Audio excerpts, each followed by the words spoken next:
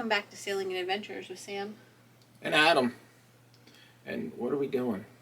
We're home. That's a problem. We are home. Yeah, we're back to the Pittsburgh area here. So we've been doing the videos for a little while now, and notice that a lot of times we talk in the video about stuff, and we tell you like, well, we'll talk about that or whatever, and we never get back to it. So we are going to start with the Panorama series here, a series of just kind of like a summary of what we thought of the cruise and just overall thoughts, things that we might have brought up during the stuff. I've got my cheat sheet. Sam's got her cheat sheet. So, but we'll play some highlights or some footage while we go through this, and yeah. So, welcome back. And the first thing we're going to get into is the staff and employees of the Carnival Panorama. So, what do you have to say about that, hon? I will say our room steward on this cruise was probably one of my favorite room stewards ever. She was absolutely fantastic. Just always there. Like, you turn around and she was there. I hate to say it's the Carnival joke that you turn around and your room steward's there, but she was there every time we needed something, wanted something. She was asking us if we wanted to send laundry out, which I thought was so funny, especially the very last morning. I'm like, no, we're fine. We just have a day's worth. We'll pack up. She's like, no, I'm going to take your laundry. She's like, you get it together. Get your laundry together. Yep. And, yep. So, throughout the ship also, I mean, I think we had, you saw the one guy from the Pixels area. I can't remember his name. I know I wrote it down, but yeah, sorry, I can't. Same thing with the room steward. I can't think of her name right now. But either. it was fabulous. I mean, the crew on board was absolutely wonderful.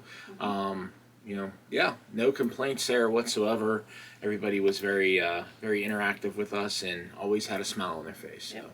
So, yeah. So, all right, on to the next thing. And what I always want to say is the most important thing is food.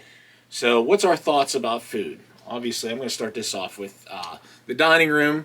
I know there's a new Carnival menu. However, the Panorama did not have that new menu. It had the normal menu. But I got to say, had all the, the normal stuff.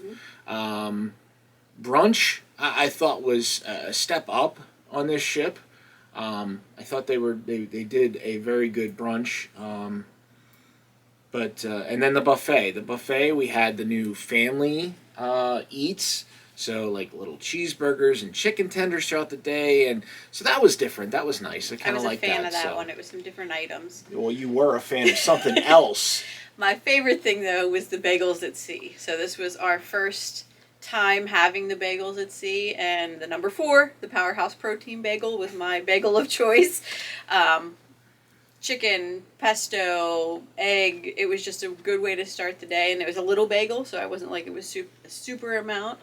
But a lot of different options there, and the line, although it looked long at times, it moved pretty quickly. Yeah, it moved pretty fast. Mm-hmm. Another thing we did was the Cucina del Capitano. So I thought that was better on this ship than on the other ships that we've had. Mm-hmm. We didn't do it for dinner; we did it for lunch. And you get your sheets, and you get to pick what what you want to have. I thought it was delicious. I thought it was really good. I think they did an amazing job. It was a long line the one day that we went there. I think you guys just saw that, not too maybe 1 or 2 episodes back. Yeah. You say it was a long line, but once we got in and it was great. Made our selection, it was quick. So. The last night we joined our friends at Gigi's for a wonderful experience there. I'm a big fan of Gigi's. We went to Gigi's on the Horizon the first time, so anytime Gigi's is on a ship, it's a guarantee we're going there for dinner. Yeah, yeah. They did it family style, so we got to pick 3 of everything, and then we each got to pick our own dessert. And trust me, we had a ton of food left over. We did not eat all that food. There was a ton of it. So yeah. In fact, our friends, they were doing a back-to-back. So they, if I can remember correctly, I think they took the extra food. Yeah, they did. And, didn't let it go to waste, hopefully. So, yeah, what a great experience Gigi's is. And then the one night that we didn't want to go to dinner, and we wanted something different, but we're like, what are we going to do? We started out, we were going to head up to the buffet. We were like, yeah, let's just go up to the buffet. The dining room menu wasn't anything that like, oh, I have to have that kind of thing. So we're like, if we're going to have something, we'll go upstairs. We'll get the last chance deli. That's our term for the deli. If you haven't heard that before, it's like if you don't want the buffet, you don't want pizza, your last chance is the deli. So last minute, we changed our mind and we just decided to go to the Pig and Anchor Smokehouse instead. So it was a charge, but it was a very reasonable price, let me tell you. Yeah, definitely worth it. I mean, and we'll go back on future cruises to Pig and Anchor again, for sure. Yeah. Delicious food, great atmosphere, entertainment while we were sitting there, acoustic guitarist. So, and wait staff on point, man. Very good. So all in all, I mean, food options, I think there was a lot of food options. I mean, typical amount for a Vista class ship. But Panorama did it right. I think they had everything on on point, like I said, and they did a good job. Another one of our new breakfast faves on this one, I want to mention it, is the overnight oats. Oh, this is the first time that we found the overnight oats. So like, I'm not a big oatmeal fan, but they had these little parfaits of overnight oats, which I'm sure you've seen, that has like a drizzle of peanut butter, some nuts, chocolate chips. That was like the go-to breakfast dessert.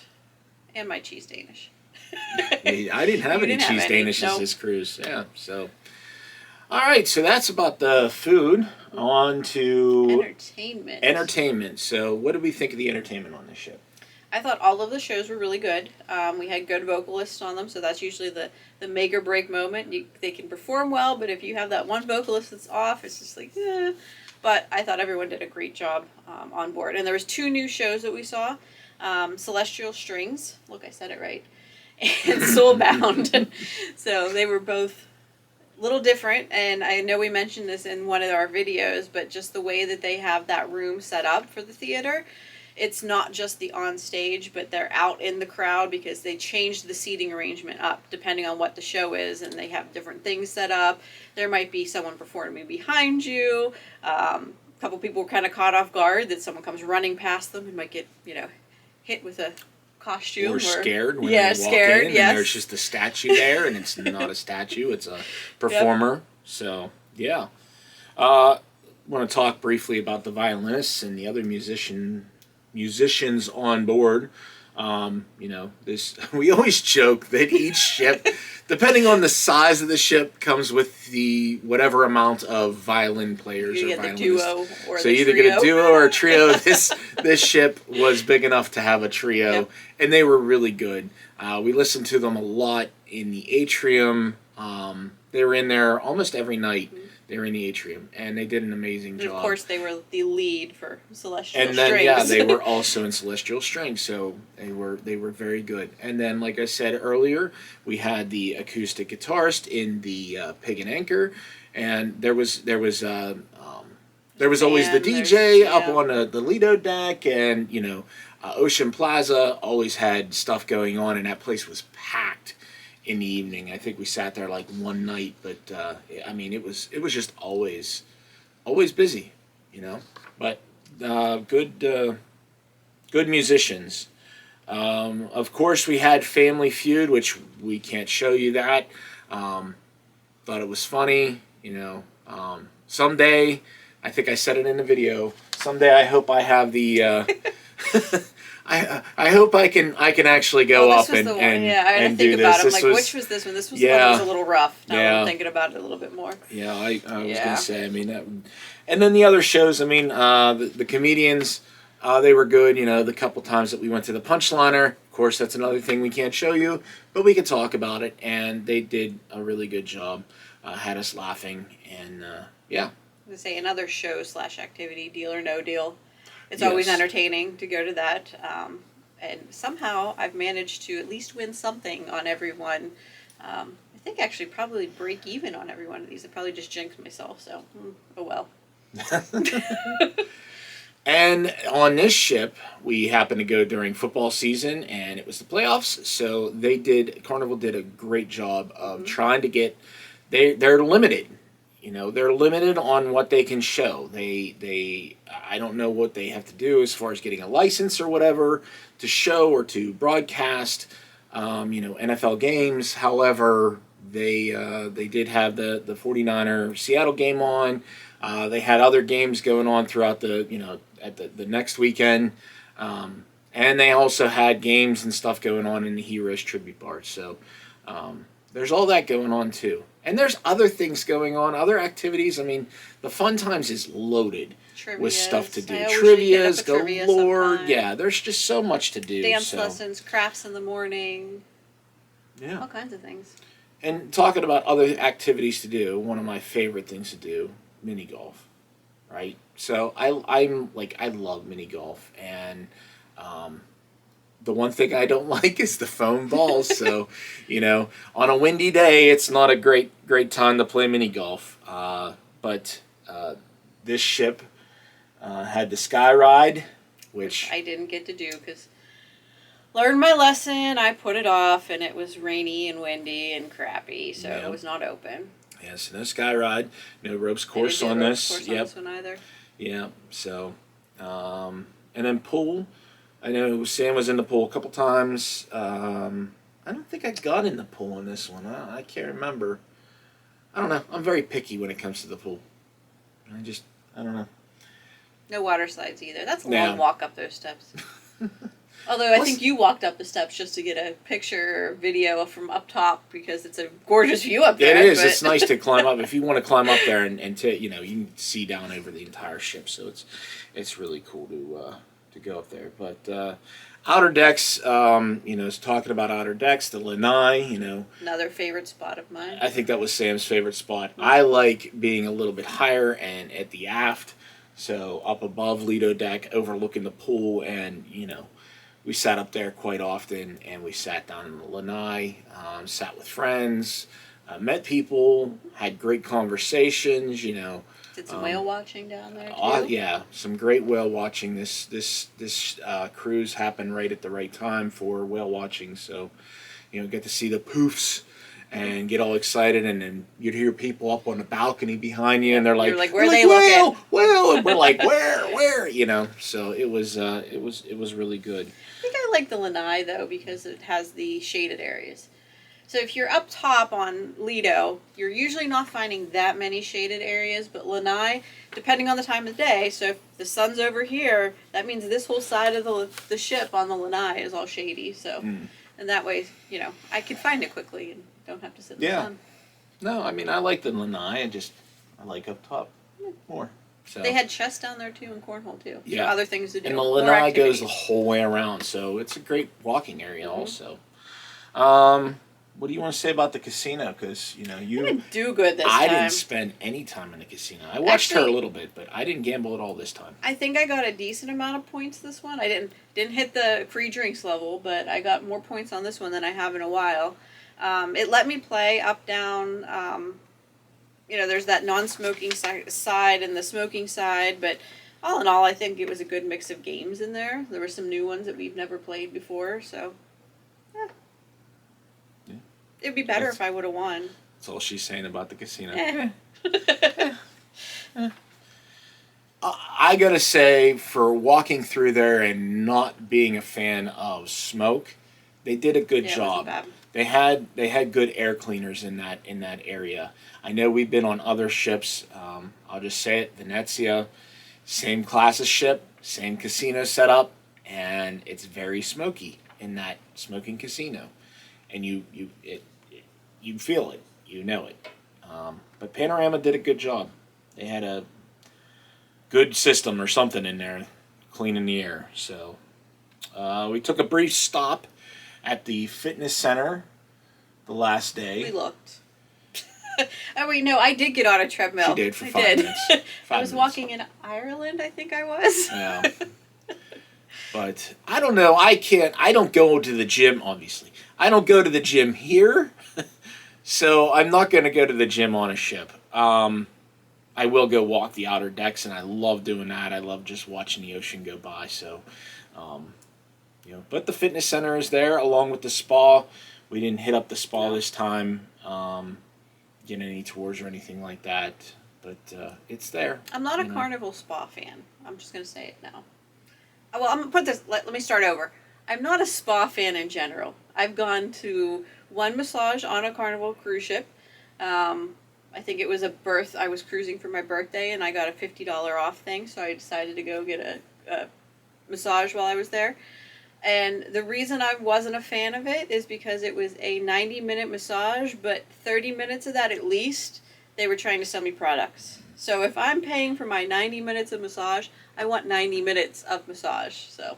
And we've heard that from other people that, they sign up for an hour, hour and a half, 90 minutes, whatever, and half of that time is spent them trying to upsell. Products, lotions, etc. Yeah. All right. Well, one of the fun things I think we should talk about is the ports. And overall, these were all ports that, except for one. Cabo we had been to there before, and we went out and saw the arch, and then took the tour, and that was on the Spirit cruise. That was the relocation Panama Canal cruise. So if you didn't see that, go take a peek. That was an excellent tour. I recommend that.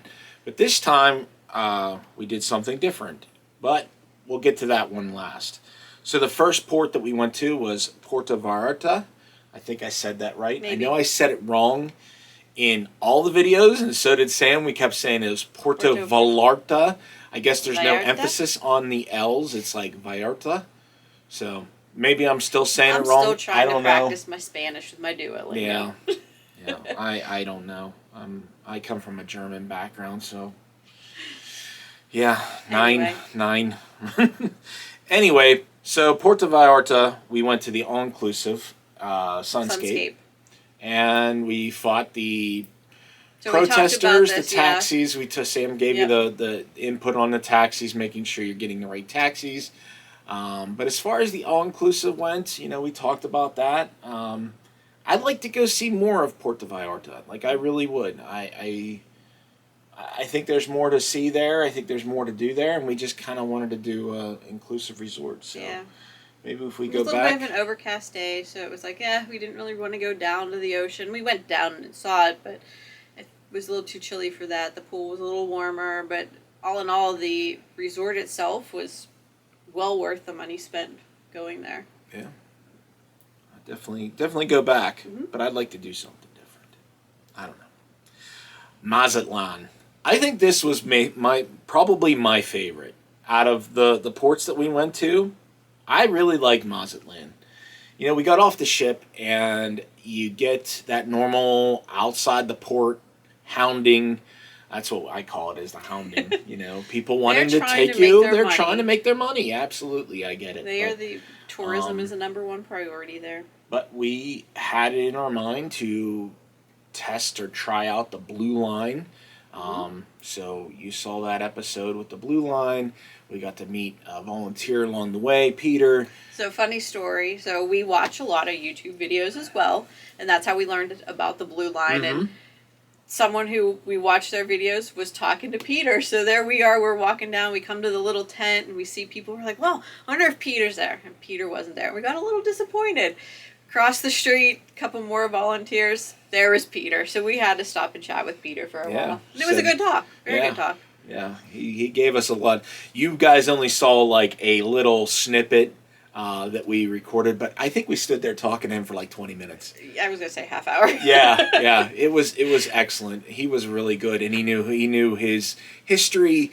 He knew a lot about Mazatlán, and not only just the Blue Line, but everything. And kind of gave us some pointers, and we hiked, and we hiked fast, and maybe we should have slowed down and taken a little bit more. Yeah, we would have had more time. We could have explored more areas. First time there, we were kind of like, let's make sure we're fast and get back in time. So I would love to go back to Mazatlán. I think it was great. I really do. Felt safe. Felt good. Yeah. No worries whatsoever there. The one part I will talk about is when you get out to the cliff divers. I know I mentioned it in the video. Is watch them from afar. Unless you want to be hounded and possibly end up paying some money. Again, that's how they make their money. Yeah, but, to charge, $50 to one person, and go around the crowd, and they'll be, they'll rack up $400 or $500 just to do One jump. Jump or dive. And then you one don't jive. even know. The other thing is, so the person walking around collecting money is not the person that's jumping. So it's like, how do you know that that guy that just jumped off the cliff and risked his life is the one getting the money that you're tipping him for doing this jump to entertain you? So yeah, I don't know. Like I said, watch it from afar. Mm-hmm. We've heard good things about the food there as well. People ate at a couple different places, and they said the food was all fantastic. We didn't eat. We tend not to eat when we're out in a port. We figure, we can eat on the ship. Except we eat for before in Key we West. leave. Well, Key West we just is a whole eat. other story. That's all we did was eat. I keep looking for another cruise to Key West. I need some more key lime pie in my life. I don't. I'm still sick. Still hurting. Key lime pie, his stomach immediately starts hurting. It's like, oh. Anyway, that was on the Margaritaville. So if you didn't see that, go check that out. That was a whole different cruise experience. Adam had a big thought in his mind about the number of key lime pies that we could eat in a few hours. Yeah, we didn't make it. Anyway, all right, let's get back to the Panorama cruise. All right, back on points. So Mazatlán, I would recommend going to Mazatlán if that's on one of your stops. You don't know what to do, take the blue line. It's so simple. So simple. Yep. Watch the video a couple times, give us the views. We'll take them. On to La Paz. So this one, did not know about this, and this actually happened on a couple cruises after this cruise. But you get there, and they're like, oh, you have to take a bus somewhere. We're like, what? So we thought that, okay, they'll just take us on the bus somewhere. No, you have to pay now to take that bus somewhere. And off the top of my head, I can't remember what this one cost. I want to say $12, maybe. I think it was like 10 or 12 bucks, yeah. So took the bus into town because of the port where you come in. Well, there was 2 stops. There was they could take you to the beach or they could take you to town. We had it in our mind that we were going to the beach. However, when we got to that stop and we looked down over the hill, it was a beach, I don't know, it wasn't even like a quarter-mile long, and it was packed. Yeah. I mean, there was a lot of people at the beach. So we were like, let's just go to town. So that's what we did.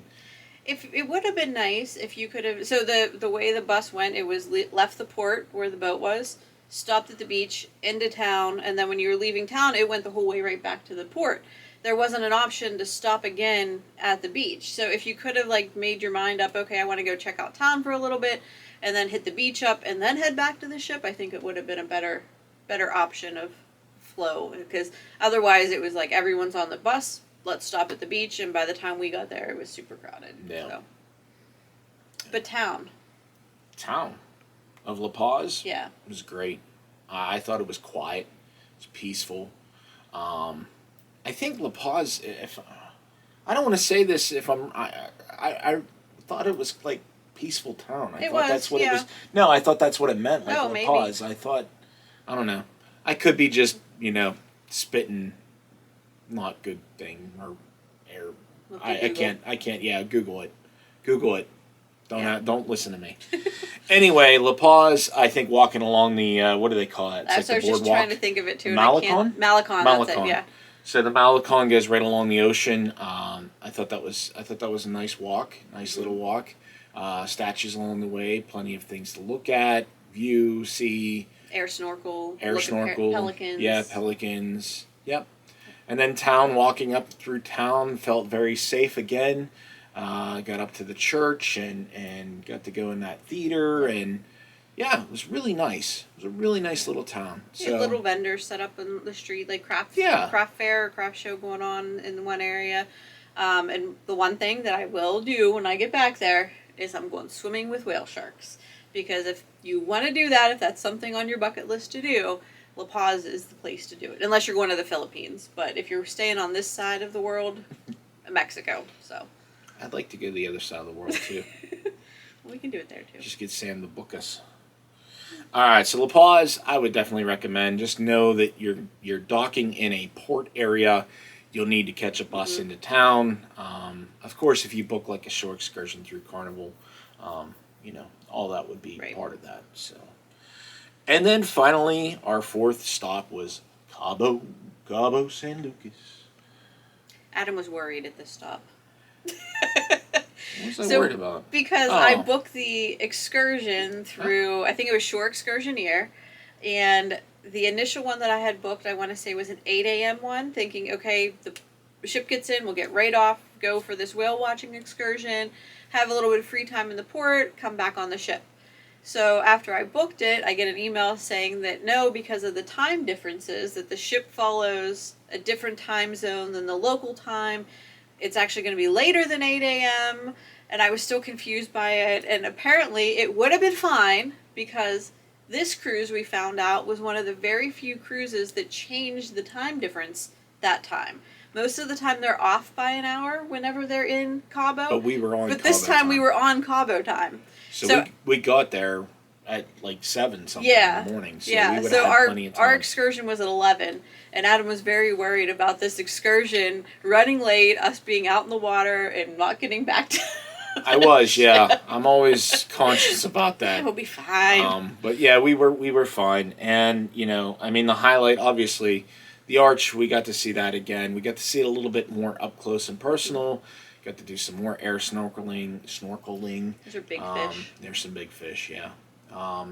The sea lions. I wanted to say seals. I'm like, no, they weren't seals. They were sea lions.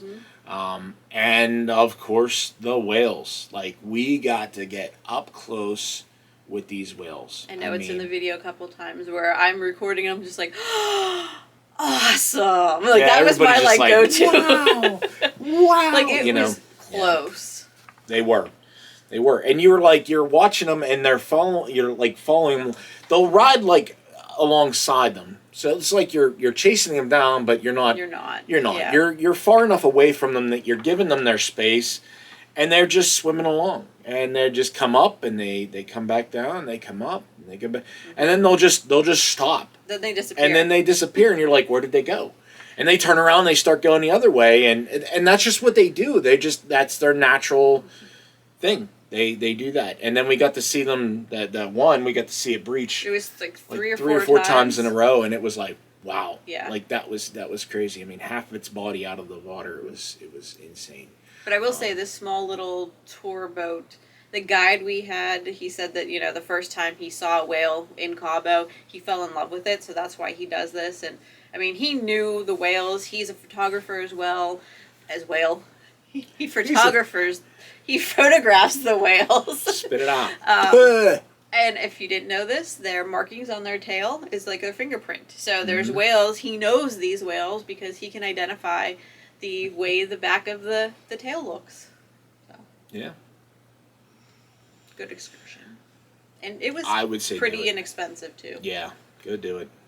Go do it. If you got to be there between December and April. They don't even take people out on whale watching because there's no whales. They get down there around December, late November, early December, and they stick around until about April, and then they start heading back. So now we need to go back to Alaska to go see the whales. Yeah, again. I got to go see the whales in the other half of the season. Yeah, June, July, August, September months.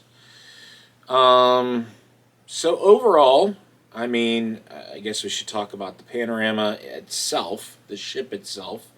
Likes, dislikes, you know. I really don't have any dislikes of the Panorama. Other than, you know, I mean, my favorite class of ship, I think our favorite class of ship is the Spirit class. Little. Very easy to navigate, smaller, you know, about 2,000 people. This class, the Vista class, definitely bigger by 150 some thousand gross tons, maybe 60. I can't remember off the top of my head, but still very easy to navigate, very easy to get around. I think the layout's very simple, very easy for anybody to understand. Pretty much every floor you can go front to back of the ship without having to go up and down like some of the older ships. But this is my second favorite class. Yeah. If you ask me my favorite ships in order, the Pride, Horizon.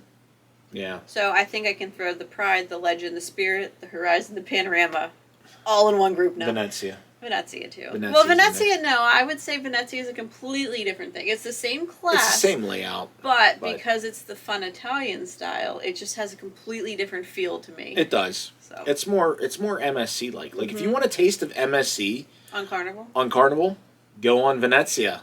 Yeah. I would say, excuse me, I would say Firenze is probably the same, but we haven't sailed on her yet, so but It'll be it's still up. I didn't book up. it yet. I'm No. like, wait a minute, it's coming up. It's coming back to this side of the U.S. It's coming up. What? It'll be coming up. Yeah. So I mean, the Panorama is a newer ship still. I mean, so not much wear and tear on her. Like I said, very easy to navigate, very clean, very organized, good staff. Overall modern feel. Yeah, I mean, I have didn't feel no that dislikes. it felt crowded at all. So that's another thing with once you start getting more people, is it going to feel crowded? And I didn't think it felt crowded at any point. Even like the buffet area, a couple of the other recent cruises, there's been some, trouble getting a place to sit and eat, but I didn't have that problem at all on the Panorama. And just sitting and relaxing in general, like even around the pool or up top side, the lanai, like we talked about. I mean, there was always open chairs, open places to sit. So, I mean, I really have no dislikes or anything worth. I mean, Any final thoughts on this Panorama series? I thought it was easy to go out of Long Beach. Staying at the Queen Mary definitely helped because you were right there. Mm-hmm. Getting the Uber back after was a little bit dicey, but it wasn't horrible. But otherwise, it was smooth going through, getting on the ship, getting off the ship. The ship itself, everything went smooth there as well. Yeah. So, yeah. Would do it again. Absolutely. 5 stars. Definitely going to go out on Long Beach again. I want to go back to the Queen Mary. If you didn't see that series, we definitely heard some ghosts, so we definitely want to do some recording and see what we come up with there. But I think that wraps up the Panorama series. So thank you guys for watching. Be sure to comment, like, subscribe. Keep coming back. Let us know what you want to see. If you have questions, comments, concerns, We'll answer them. Send an email. Email's on the thing. We get them all the time, or message us either way. And if you want to go too, I can help with that. So yeah, looking Adam at a will cruise. drop my info below. Looking at a cruise. Sam's a TA. She can assist you, and no expense or anything like that. No. If she can help you out, that's what we're all about. So we like deals, so I'm going to give you deals too. Absolutely. Sailing free, where its tales are born.